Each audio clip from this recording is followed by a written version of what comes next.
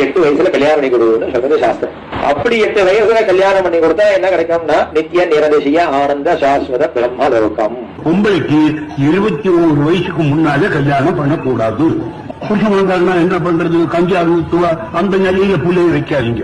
ஊத்தாக்கு போறோம். நான் வாத்தியாரா போனேன், நான் டாக்டரா போனேன், நான் தாழ்ந்தாரா போனேன், நான் கலெக்டரா போனேன். படிங்க மரமா சுதந்திரமா ஸ்திரீகள் எப்போதும் இருக்கப்படாது. தானே சொத்து சம்பாதிச்சு தனக்கு தானே ஆர்ஜிதம் பண்ணி சாப்பிட்டு அந்த மாதிரியான சிரமங்கள் உத்தியோகத்துக்கு போறது அதெல்லாம் பண்ணக்கூடாது. Almost all the shastras, women are considered to be paratantra.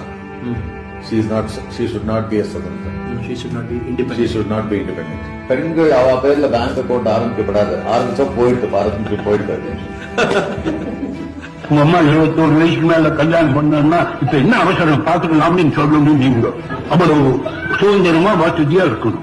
வேலையில்லா திண்டாட்டம்ங்கிறதுக்கு காரணமே பெண்கள் சம்பாதிக்கிறது.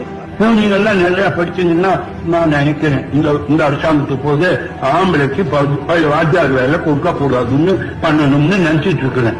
வாத்தியார் வேலை பொம்பளைக்கு தான், தபால் ஆபீஸ் வேலை பூரா பொம்பளைக்கு தான். போஸ்ட்மேன், கிளர்க்கு, மணியாருக்கு, அந்த வேலை இந்த வேலை அந்த ஆம்பளையே உள்ள நுழையக்கூடாது. இப்படி வேலைகளை உங்களுக்கு ஒதுக்கி வைக்கிற போது சுகமா நீங்க இருக்கலாம். ஆபத்து சொன்னால் பெண்களை படிக்க வைக்காதே. பெண்கள் எல்லாம் நல்லா படிக்க வைங்க. ஏதாவது ஒரு தொழிலுக்கு அவங்க சொந்தத்தில் பக்குவம் அடையணும்.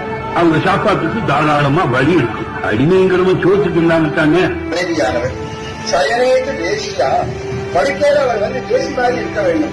கர்மயுக்தா குணகர்ம பத்னி அப்படின்னு ஸ்திரீகள் இந்த மாதிரியாக கணவன்கிட்ட நடந்து கொள்ள வேண்டியது அவருடைய முக்கியமான விஷயமாக சொல்லப்பட்டது. தாய்மார்கள்லாம் நாளைக்கு நீங்க ஏரோப்ளேன் ஓட்டணும், சந்திர மண்டலத்துக்கு போய் குடியிருக்க வேணும்.